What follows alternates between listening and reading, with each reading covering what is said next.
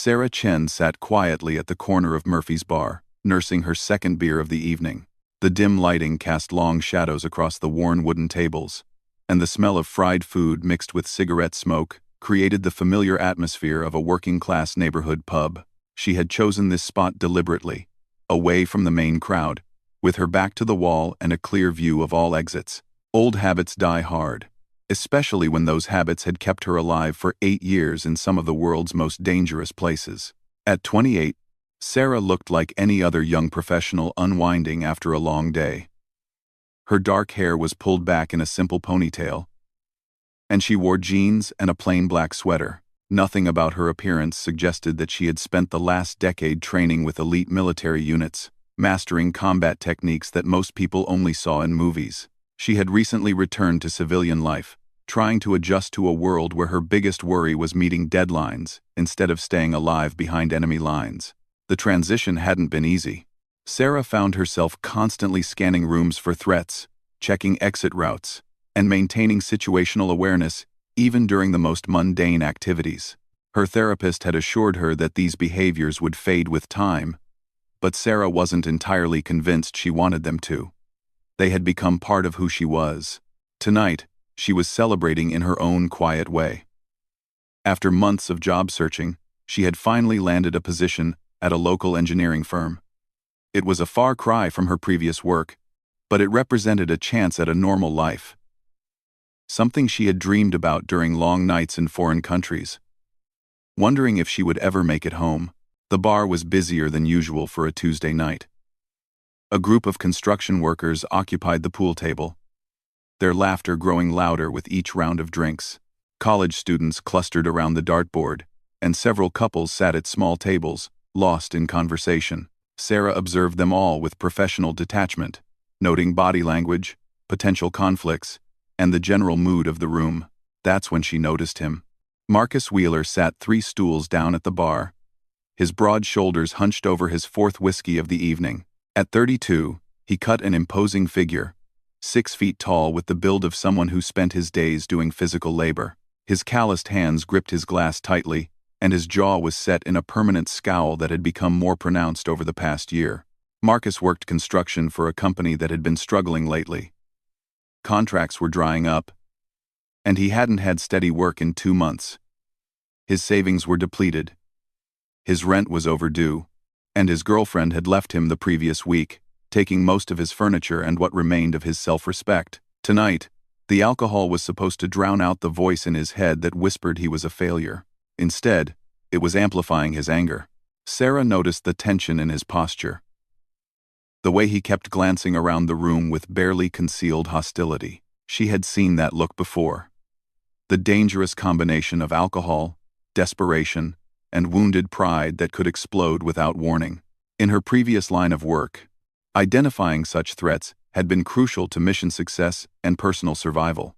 The evening wore on peacefully until around 10 o'clock, when Marcus's attention fixed on a young couple at a nearby table. The man was well-dressed in a suit that probably cost more than Marcus made in a month, and the woman wore jewelry that caught the bar's dim lights.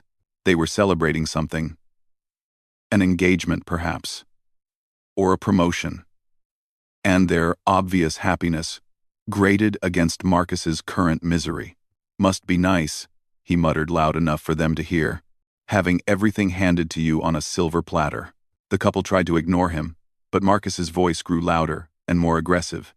"Yeah, I'm talking to you, pretty boy. You and your princess over there, acting like you own the place." Sarah watched the situation develop with growing concern. The couple was clearly uncomfortable, but trying to avoid confrontation.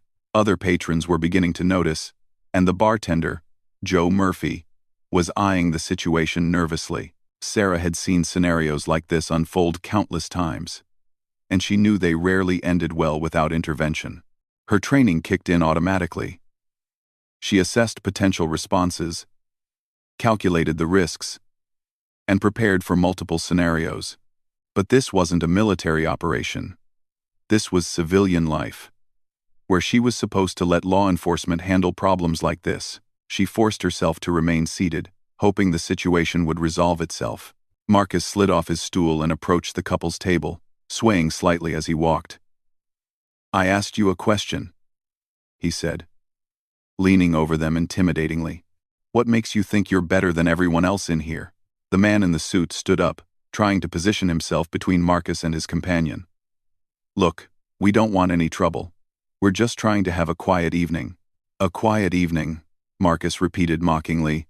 In my neighborhood, at my bar, acting like you're too good to breathe the same air as the rest of us.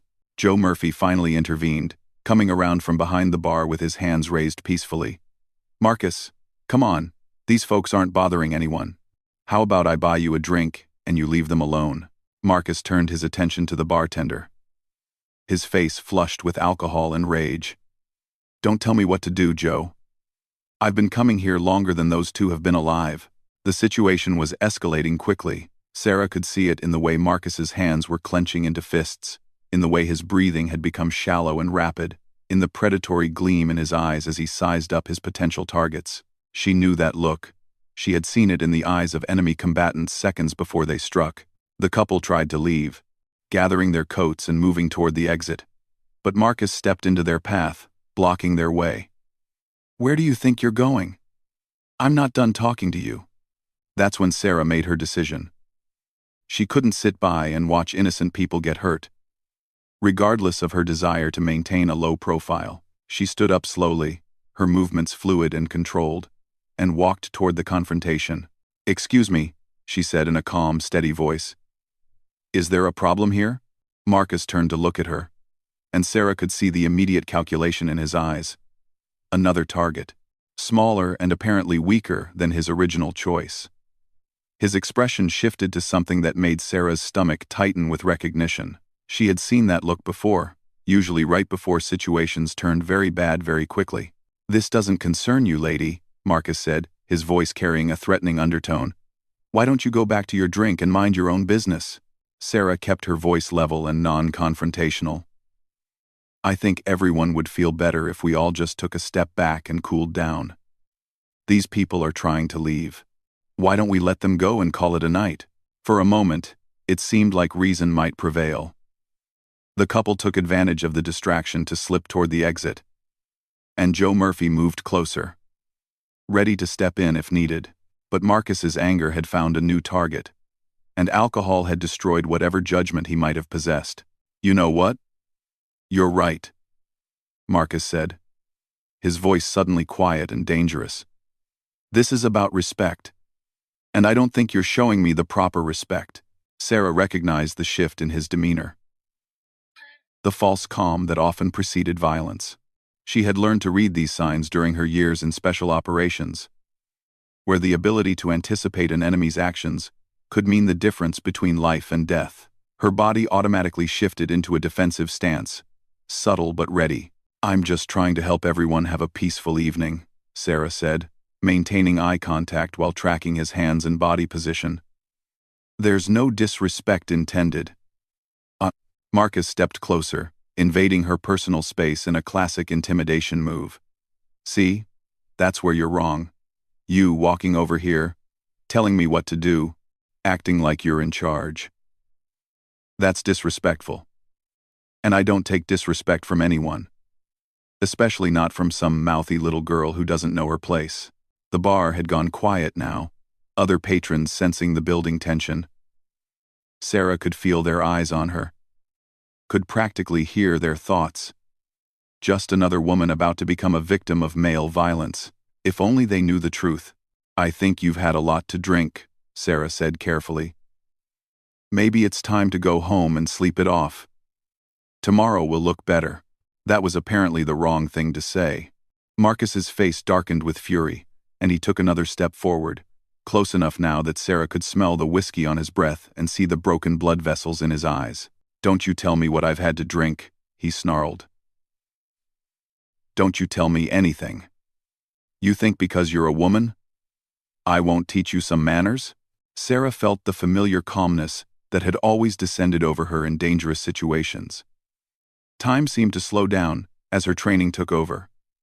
She could see the tension building in Marcus's shoulders, could read the intent in his eyes before he was even conscious of it himself.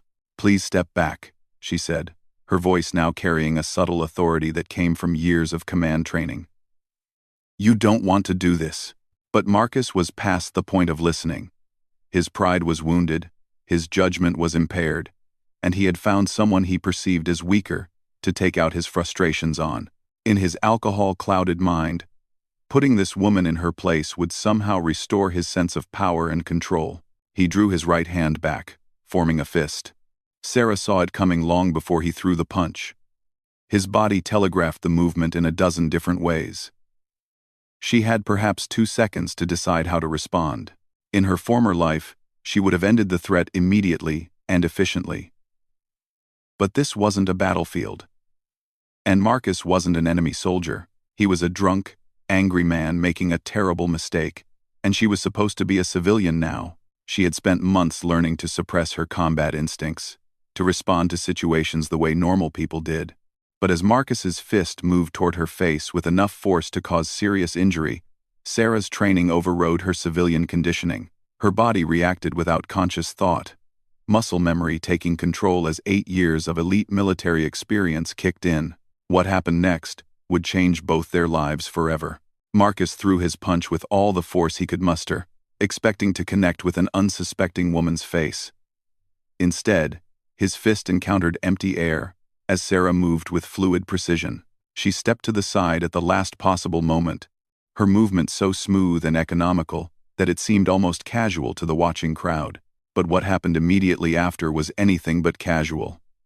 As Marcus stumbled forward, off balance from his missed swing, Sarah's hand shot out and caught his extended wrist. Her grip was precise and incredibly strong, her fingers finding pressure points that Marcus didn't even know existed. The pain was immediate and overwhelming. Marcus found himself spun around and driven face first into the bar with a force that rattled glasses and bottles. His arm was twisted behind his back in a position that sent lightning bolts of agony through his shoulder, and he could feel his feet barely touching the floor as Sarah controlled his entire body weight with seemingly effortless efficiency. The entire sequence had taken perhaps 3 seconds. The bar erupted in stunned silence.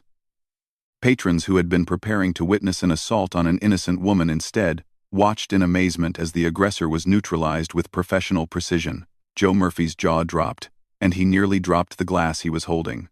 Sarah held Marcus in position for a moment, applying just enough pressure to keep him immobilized without causing permanent damage. Her breathing remained steady and controlled, and there was no sign of exertion on her face. To the watching crowd, it looked almost supernatural, as if she had simply willed Marcus into submission. "I asked you to step back," Sarah said quietly, her voice carrying clearly in the silent bar. "I really didn't want to do this." Marcus tried to struggle, but every movement sent fresh waves of pain through his shoulder and wrist. He had never experienced anything like the grip Sarah had on him. It felt like his arm was caught in a mechanical vice controlled by someone who understood exactly how much pressure to apply. "Let me go," he gasped, his earlier bravado completely evaporated. "You're breaking my arm." "I'm not breaking anything," Sarah replied matter-of-factly. "But I could, very easily." "Is that what you want?" The question hung in the air like a challenge. Marcus realized, with growing horror, that this woman could probably do exactly what she claimed. The casual way she controlled his much larger body, the clinical precision of her grip, the complete absence of fear in her voice. It all suggested capabilities far beyond what any normal person should possess. "Who are you?" he whispered, and for the first time all evening, his voice contained genuine fear instead of anger. Sarah looked around the bar, taking in the shocked faces of the other patrons. She had blown her cover completely, revealed skills that no civilian should possess. Her therapist had warned her about this, about the difficulty of suppressing years of training when faced with genuine threats. But as she looked down at Marcus, pinned helplessly against the bar, she felt no regret. This man had been about to seriously hurt someone, possibly multiple people. Her intervention had prevented that, regardless of the personal cost to her anonymity. "I'm someone you should have listened to when I asked you to walk away," Sarah said simply. She released her grip and stepped back, watching as Marcus slowly straightened up and turned around. His face was pale, and he was cradling his wrist against his chest. The fight had gone out of him completely. replaced by something that looked very much like shock. The crowd began to murmur, conversations resuming as people processed what they had just witnessed. Joe Murphy approached cautiously, unsure whether to thank Sarah or ask her to leave. "I think," Sarah said, addressing the room in general, "it's time for everyone to go home. Including me." She walked back to her table, left money for her drinks plus a generous tip, and headed for the exit.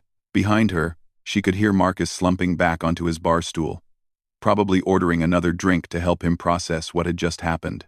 As Sarah pushed through the door into the cool night air, she pulled out her phone and considered calling her therapist. Dr. Martinez had said that situations like this might arise, and they had discussed strategies for handling them.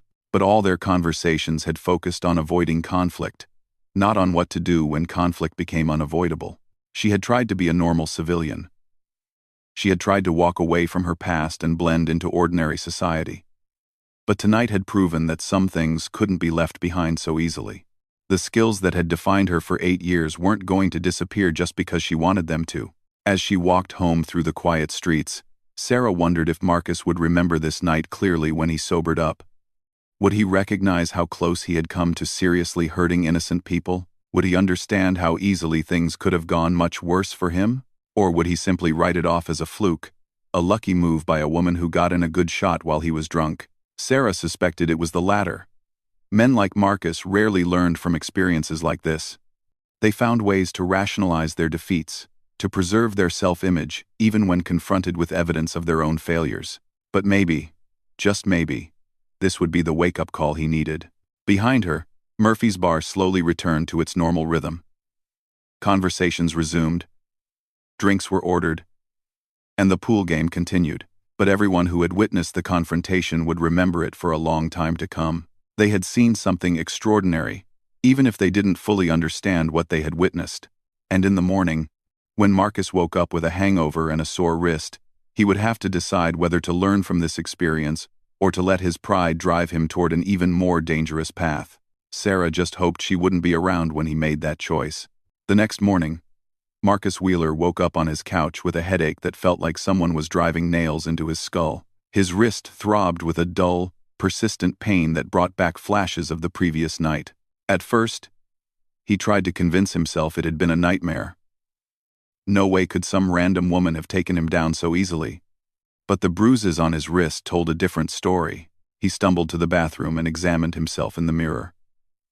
The marks on his wrist were precise, clearly defined pressure points that had been targeted with surgical accuracy. This wasn't the result of a lucky grab or a clumsy scuffle. Someone with serious training had done this to him. Marcus had been in plenty of fights during his 32 years. Bar brawls, construction site disputes, even a few run-ins with cops during his younger days. He knew what normal fighting looked like, how ordinary people moved when violence erupted. What had happened last night was nothing like that. The woman had moved like water, flowing around his attack and turning his own momentum against him. The grip she had used wasn't something you learned in a self-defense class at the local gym. It was professional, military-grade technique that spoke of extensive training and real-world experience. By noon, Marcus had made a decision. His pride demanded answers. He wasn't going to let some woman make him look like a fool without finding out who she was and what her story might be. If she thought she could embarrass him and then disappear into the crowd, she was about to learn otherwise. Murphy's bar didn't open until 4 in the afternoon. But Marcus knew Joe Murphy lived in the apartment above the establishment. He pounded on the side door until the bartender appeared, looking annoyed and still wearing yesterday's clothes. "Marcus, what the hell?"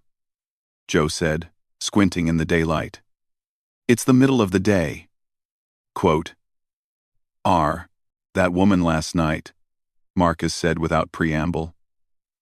"The one who—" He gestured at his wrist, unwilling to verbalize his humiliation. "You know her?" Joe studied his face for a moment. "I've seen her around a few times over the past couple of weeks. Always sits in the same corner. Always alone. Pays cash. Tips well. Never causes trouble. What's her name?" "I don't know. She's not exactly the chatty type." Joe leaned against the doorframe, clearly not interested in prolonging this conversation. "Look, Marcus, Maybe you should just let this go. What happened last night? That was on you, man. You started it. Marcus's jaw tightened. I didn't start anything. I was just talking to those people. You were drunk and looking for a fight. We both know it. And you picked the wrong person to mess with. Joe shook his head. Take my advice. Forget about her and move on with your life. But Marcus was already walking away. His mind made up. Joe's words only confirmed what he already suspected. This woman was dangerous. Possibly professionally trained. Normal people didn't have skills like that, which meant she was probably military, law enforcement, or something even more specialized. The thought both excited and terrified him. Part of Marcus wanted to prove he wasn't afraid of anyone, no matter what their background might be. But another part of him, the part that still possessed some survival instincts, whispered that pursuing this was a very bad idea. Pride won out over wisdom, as it usually did. Meanwhile, Sarah was trying to pretend that the previous evening had never happened. She reported to her new job at Hartley Engineering, hoping that focusing on civilian work would help her push the incident out of her mind. But concentration proved impossible. Every conversation seemed to stop when she entered a room. Colleagues gave her strange looks, as if they were trying to figure something out. By lunchtime, Sarah realized that word had somehow spread about what had happened at Murphy's bar. Her supervisor, Dave Hartley, called her into his office around 2 o'clock. He was a kind man in his 50s who had given Sarah a chance despite her unconventional background. When she sat down across from his desk, his expression was troubled. Sarah, I need to ask you something, and I want you to be honest with me, Dave said. There are rumors going around about an incident at a local bar last night. People are saying you were involved in some kind of altercation. Sarah's heart sank. She had hoped to keep her past buried, to start fresh without the complications that came with her former life. What exactly are people saying? That you put some guy down with moves that looked pretty professional? That it was like watching a movie or something? Dave leaned forward, his voice concerned, but not accusatory. Sarah, when you applied for this job, you were pretty vague about your previous experience. You said you had been in the military, but you didn't provide many details. This was the moment Sarah had been dreading. She could lie, try to downplay what had happened, but that would only make things worse in the long run. Or she could tell the truth and risk losing the normal life she was trying to build. I was in special operations, she said quietly. 8 years. I can't discuss most of what I did, but yes, I have training that goes beyond what most people would consider normal. Dave nodded slowly, as if pieces of a puzzle were falling into place. And last night, a drunk guy was threatening innocent people. He threw a punch at me when I tried to intervene. I stopped him. Sarah met his eyes steadily. I used the minimum force necessary to neutralize the threat. The words came out automatically. The clinical language of military reports. Dave winced at the terminology, clearly uncomfortable with this glimpse into a world he didn't understand. Sarah, I appreciate your service, and I'm not questioning your actions last night. But this is a small town, and people talk. Having an employee who can do what you apparently can do, it might make some folks uncomfortable. Sarah felt the familiar weight of isolation settling over her. This was always the problem with transitioning back to civilian life. People wanted veterans to come home and blend in seamlessly. But they were also afraid of the skills and experiences those veterans brought with them. Are you firing me? She asked. No, Dave said quickly. But I need you to understand that your background might become an issue if word spreads further. Small-town life doesn't leave much room for secrets, especially dramatic ones. Sarah spent the rest of the afternoon wondering if she should have just stayed in the military. At least there, her skills were appreciated rather than feared. In the civilian world, the same abilities that had made her valuable to her country made her a potential liability to employers and a source of discomfort to neighbors. She was walking home from work when she noticed the pickup truck following her. It was an old Ford, rust-colored with a dented bumper, and windows tinted dark enough to hide the driver. The truck had been behind her for 3 blocks now, maintaining a consistent distance and making the same turns she made. In heavy traffic, it might have been coincidence. On the quiet residential streets she was walking, It was definitely surveillance. Sarah's training kicked in automatically. Without appearing to notice the truck, she began using reflective surfaces to observe the vehicle, while varying her pace and route to confirm the tale. The truck stayed with her, confirming her suspicions. Whoever was driving either had some training in surveillance or was too arrogant to care about being noticed. Given the events of the previous evening, Sarah had a pretty good idea which category this fell into. She led the truck on a circuitous route through the neighborhood, testing the driver's patience and skill level. The truck followed dutifully, making no attempt at sophisticated surveillance techniques. This was definitely an amateur operation, probably motivated by anger rather than professional interest. When Sarah reached her apartment building, she deliberately walked past it and continued down the block. The truck slowed but kept following, confirming that the driver didn't know where she lived yet. That was something, at least. She ducked into an alley between two buildings and waited. The truck cruised past slowly, and through the windshield she caught a glimpse of the driver's face. Marcus Wheeler looked exactly like what he was, an angry man operating on emotion rather than logic. Sarah pulled out her phone and considered her options. She could call the police and report the stalking, but that would involve explaining the previous night's events and potentially exposing more of her background than she wanted to reveal. She could confront Marcus directly, but that might escalate the situation beyond what either of them could control. Or she could handle this the way she had been trained to handle persistent threats, by gathering intelligence and planning a comprehensive response. Sarah chose the third option. Over the next week, Marcus's surveillance became a daily routine. He followed Sarah to work, sat in his truck outside her building in the evenings, and even tracked her during her morning runs. His technique never improved, and he made no effort to hide his activities. If anything, he seemed to want her to know she was being watched. Sarah used the time to conduct her own investigation. Marcus Wheeler wasn't hard to research. He had a social media presence that revealed his employment history, personal relationships, and current financial troubles. He worked sporadically for Brennan Construction, had been arrested twice for drunk and disorderly conduct, and was facing eviction from his apartment. More importantly, Sarah learned that Marcus had been telling people about their encounter at Murphy's bar. His version of events cast him as the victim of an unprovoked attack by a woman with secret military training who had come out of nowhere to assault him. The story grew more dramatic with each telling, turning Sarah into some kind of government agent or black ops specialist. The attention was exactly what Sarah didn't need. Her carefully constructed civilian life was beginning to unravel as people in the community started looking at her with a mixture of fear and curiosity. Some viewed her as a local hero who had stood up to a bully, while others saw her as a potentially dangerous outsider who had used excessive force against a drunk man.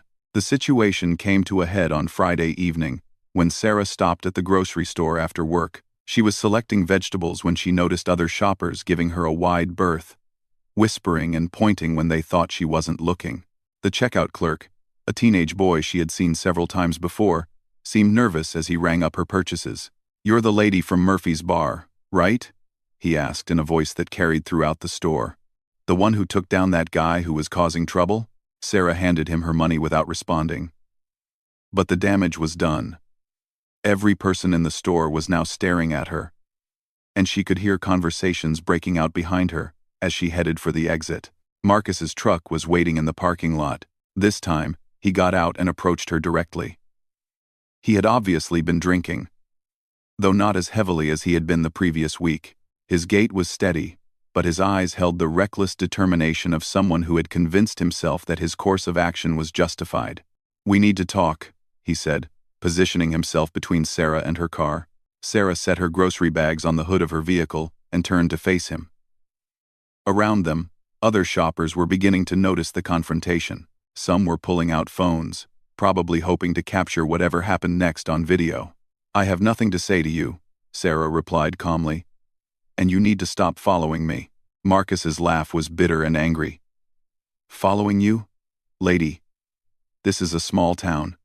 I go where I want, when I want. It's not my fault we keep running into each other. Marcus."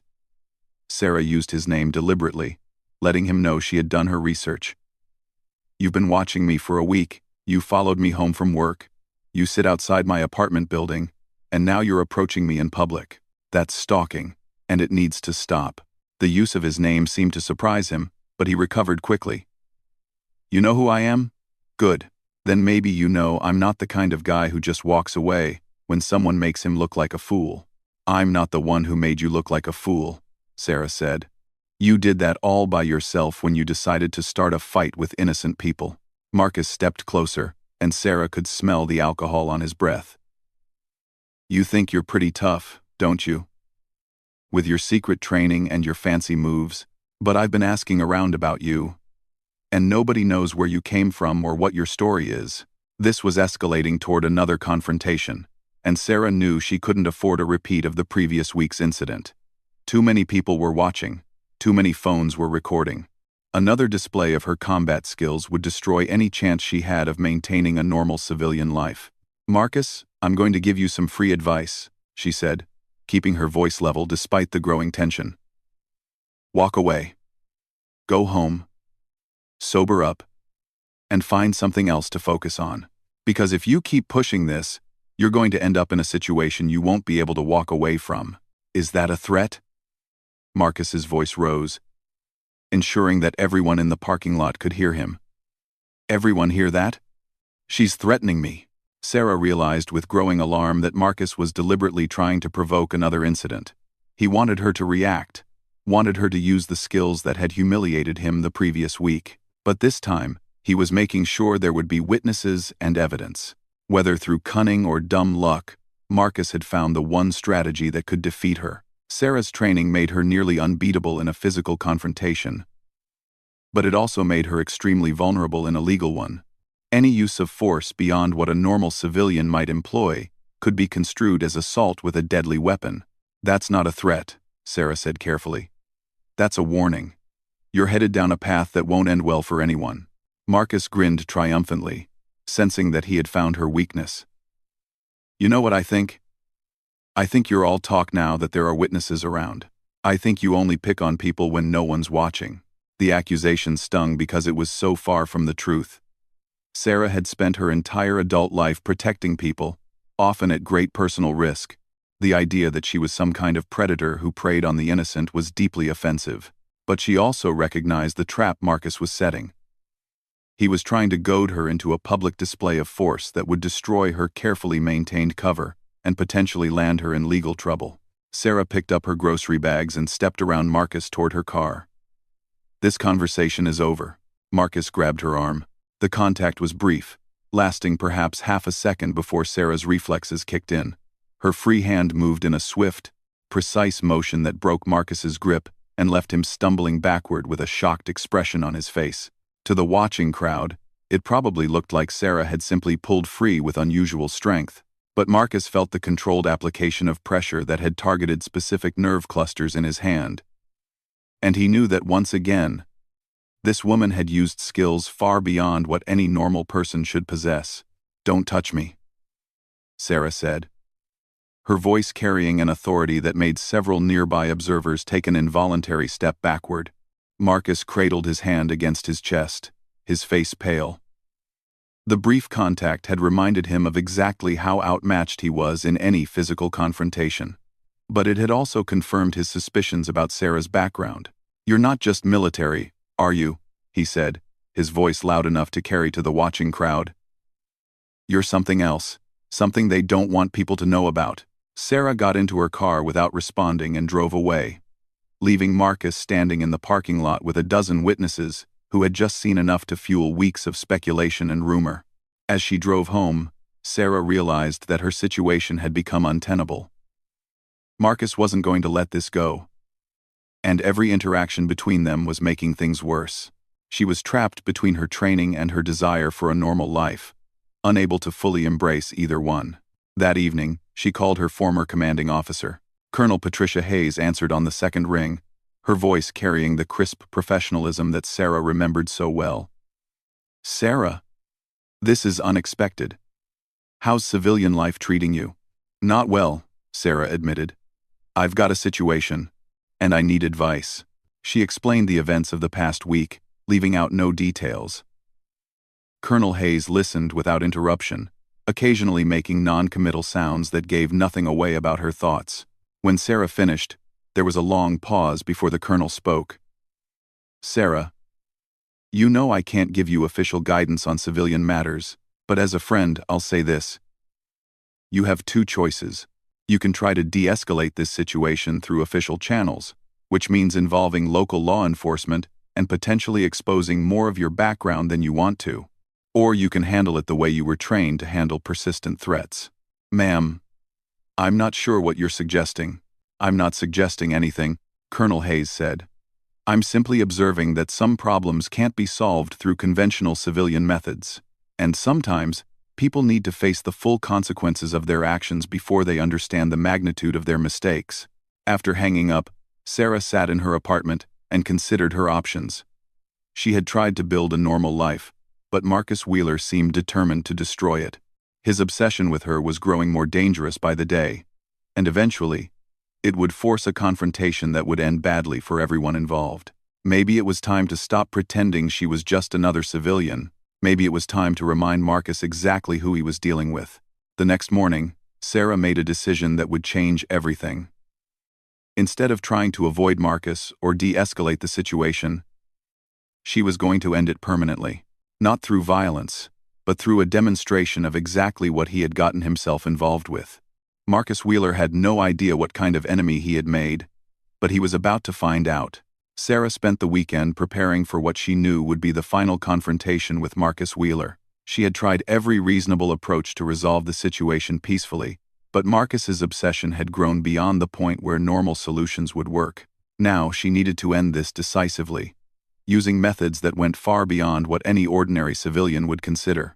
She started by gathering detailed intelligence on Marcus's routine, habits, and vulnerabilities. This wasn't the casual observation he had been conducting on her. This was professional surveillance using skills honed during years of covert operations. Within 48 hours, Sarah knew more about Marcus's daily life than he probably remembered himself. Marcus lived in a rundown apartment complex on the east side of town, where thin walls and neglectful management meant that his neighbors were well aware of his drinking habits and increasingly erratic behavior. He had been fired from his construction job after showing up drunk and getting into an argument with his supervisor. His ex-girlfriend had filed a restraining order against him after he had shown up at her workplace demanding to talk.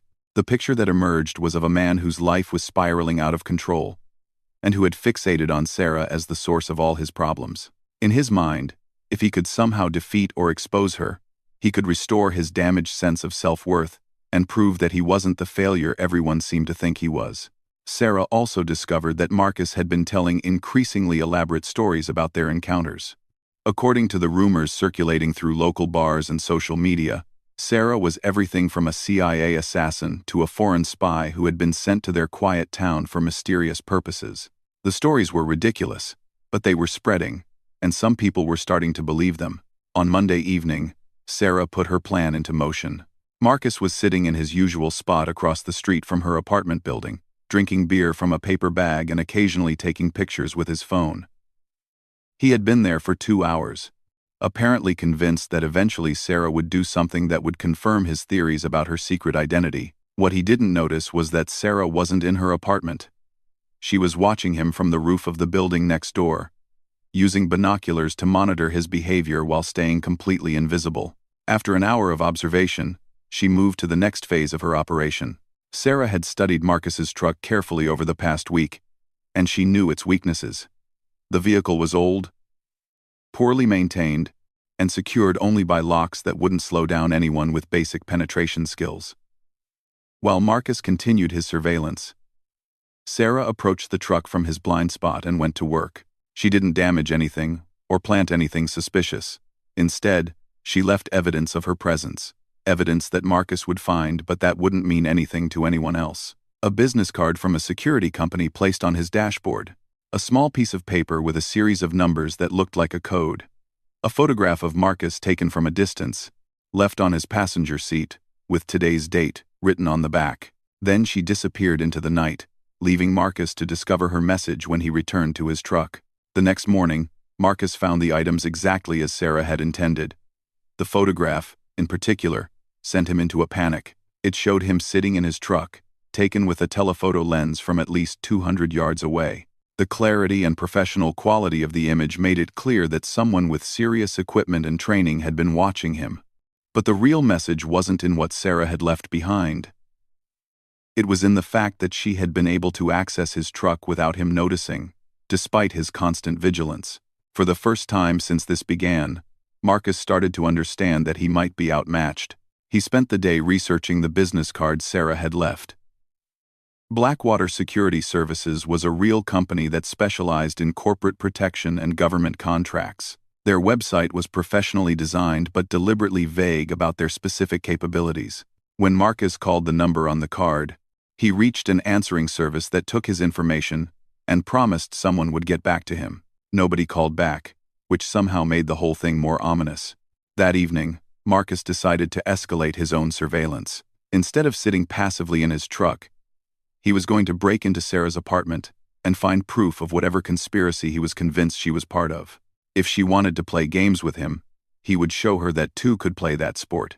This was exactly what Sarah had been hoping he would do. Marcus waited until after midnight, then used a credit card to slip the cheap lock on the apartment building's rear entrance. Sarah's apartment was on the second floor, at the end of a hallway lit by a single flickering bulb. The lock on her door was more substantial, but Marcus had learned a few things during his troubled youth. It took him 15 minutes to get inside, but eventually he managed to force the door open without making too much noise. He slipped into the dark apartment, using his phone's flashlight to navigate the unfamiliar space. The apartment was spartanly furnished but meticulously clean. Everything was arranged with military precision, from the perfectly made bed to the books lined up on shelves with spines exactly aligned. Marcus searched methodically, looking for weapons, classified documents, or anything else that might confirm his theories about Sarah's true identity. What he found was far more disturbing than anything he had expected. On Sarah's desk, laid out as if she had been expecting him, were detailed surveillance photos of Marcus himself, pictures of him sitting in his truck, walking to the store, entering his apartment building. There were dozens of them, taken over the past week from angles that proved Sarah had been watching him as closely as he had been watching her. But the photographs were just the beginning. Spread across the desk were documents that contained far more information about Marcus's life than any normal person should have been able to gather. Bank records showing his financial troubles, employment records detailing his recent firing, even medical records from his last emergency room visit after a bar fight 6 months ago. In the center of it all was a manila folder with his name written on it in precise block letters. Inside the folder was a complete dossier that read like something from a law enforcement investigation. His criminal history, credit report, social security number, mother's maiden name, high school records.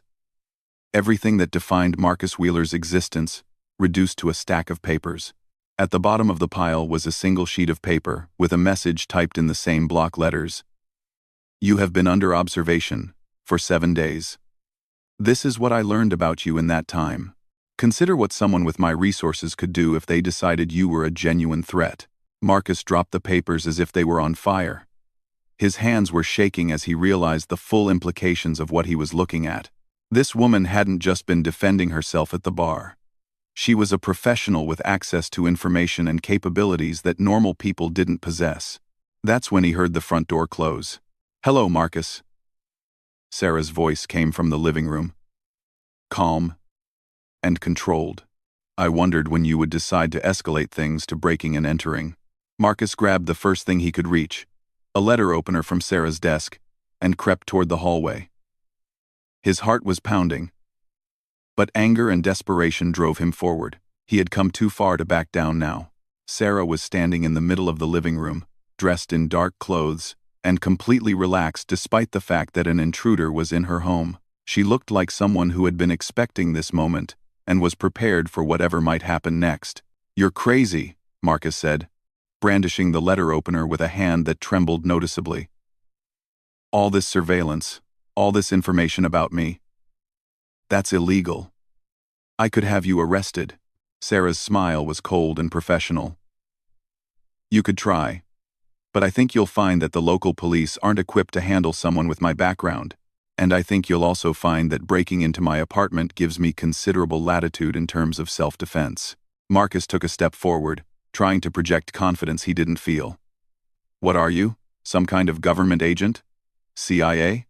FBI? I'm exactly what I told you I was, Sarah replied. Someone you should have listened to when I asked you to walk away. She moved then, with the same fluid precision that had overwhelmed Marcus at the bar. But this time, she wasn't simply neutralizing a threat. She was demonstrating the full range of her capabilities. Marcus found himself disarmed and on the floor before he understood what had happened. The letter opener clattered across the room, and his arm was twisted behind his back in a grip that felt like it might snap his bones. The difference, Sarah said conversationally, as if she wasn't currently restraining a man who outweighed her by 60 pounds, is that this time, I don't have to worry about civilian witnesses or legal complications.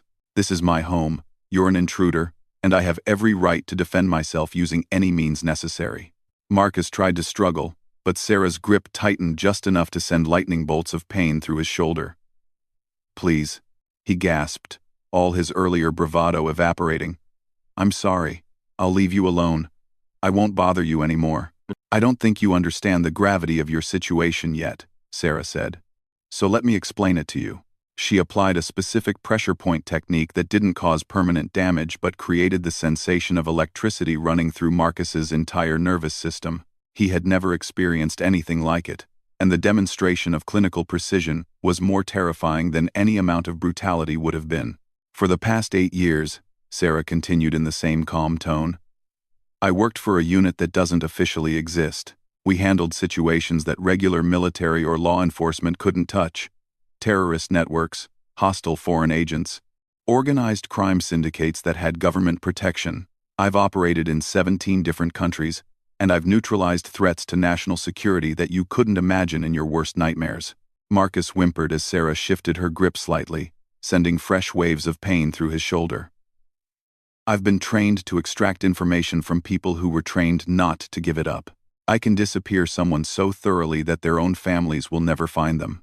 I can make people's lives fall apart in ways that look completely natural and coincidental.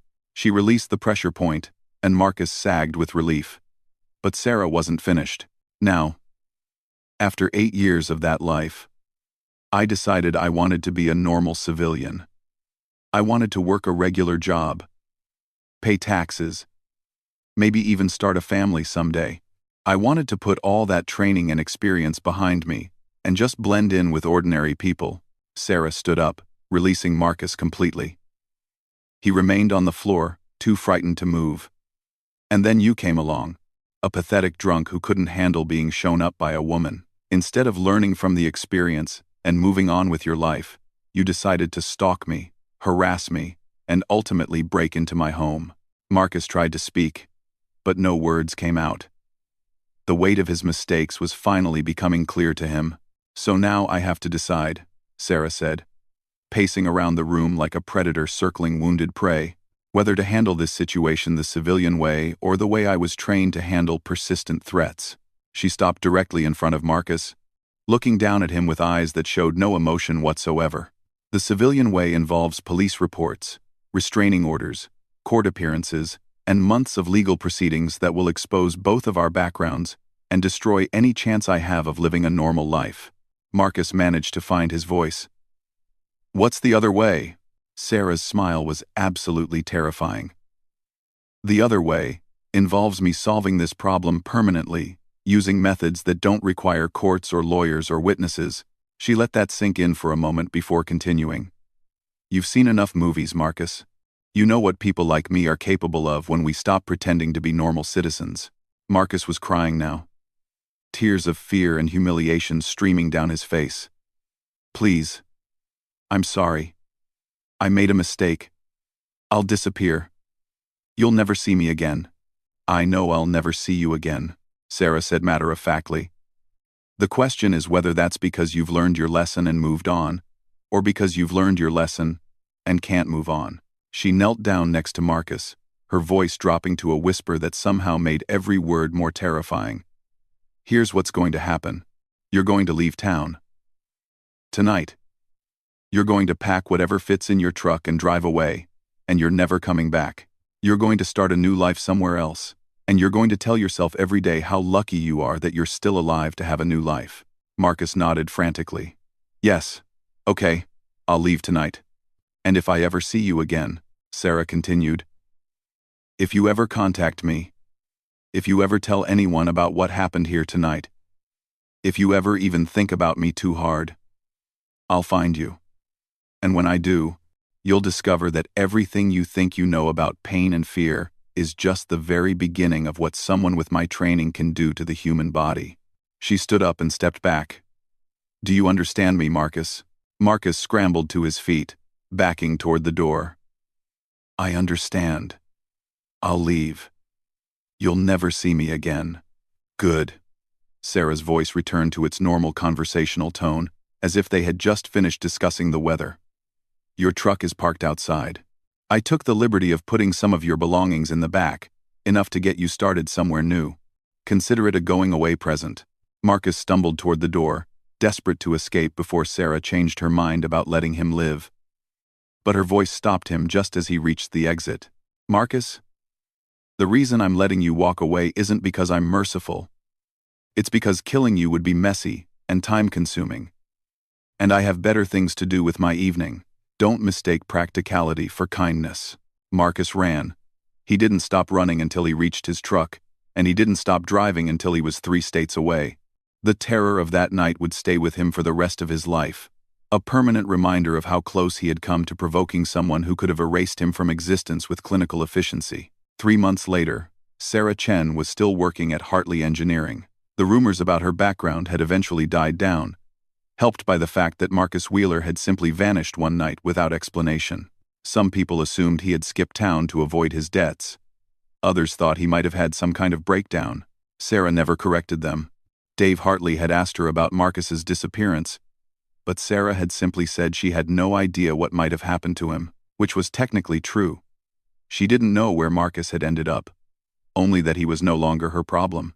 Her coworkers gradually relaxed around her as time passed, and it became clear that she wasn't going to suddenly snap and start demonstrating combat techniques in the break room. She was just Sarah Chen, the quiet engineer who did good work and kept to herself. But sometimes, late at night, Sarah would remember the look in Marcus's eyes when he finally understood what he had gotten himself involved with. It was the same look she had seen in the eyes of terrorists and enemy agents when they realized they had underestimated the capabilities of the person sitting across from them. She had tried to be a normal civilian, but Marcus Wheeler had forced her to remember that some aspects of her past could never be completely buried. The skills, the instincts, the capacity for controlled violence. They were part of who she was, whether she wanted them to be or not. Dr. Martinez had told her that integration was the key to successful transition from military to civilian life, not trying to hide from her past, but finding healthy ways to incorporate her experiences and skills into her new identity. Sarah was beginning to understand what the therapist had meant. She would never again be just another ordinary person trying to live an unremarkable life. But maybe that wasn't such a bad thing. Maybe the world needed people like her. People who could protect the innocent and deal with threats that ordinary citizens weren't equipped to handle. Maybe her military service hadn't ended when she left the Special Operations Unit. Maybe it had just evolved into a different kind of mission. 6 months after Marcus Wheeler fled town, Sarah Chen was approached by a private security firm that specialized in protecting executives and investigating corporate espionage. They had heard rumors about her background and were interested in discussing employment opportunities. Sarah listened to their offer with interest. It wasn't the quiet civilian life she had originally envisioned, but it was a chance to use her skills in service of something worthwhile. And it was better than pretending to be someone she wasn't. As she walked home from that meeting, Sarah thought about Marcus Wheeler and wondered where life had taken him. She hoped he had learned from their encounter, that he had used his second chance to become a better person. But she also hoped she would never have to find out one way or the other. Some lessons, she reflected, were best learned from a safe distance, and some people were best left undisturbed in their new civilian lives, especially when those lives came with the kind of skills that Marcus Wheeler had been unfortunate enough to discover. Sarah Chen had tried to leave her past behind, but in the end, Her past had proven to be exactly what she needed to build her future. She was no longer running from who she had been. She was finally ready to embrace who she was becoming. The town settled back into its normal rhythm, unaware that they now had a guardian they had never asked for but desperately needed. Someone who could handle the kind of problems that ordinary law enforcement wasn't equipped to solve. Someone who understood the difference between justice and revenge, and had the skills to ensure that justice prevailed. Marcus Wheeler had thought he was hunting a victim, but he had actually awakened something far more dangerous than he could have imagined. He had awakened a protector who would never again pretend to be helpless when innocent people were threatened. In the end, his greatest mistake hadn't been hitting Sarah Chen at a bar that night. His greatest mistake had been forcing her to remember exactly who she really was.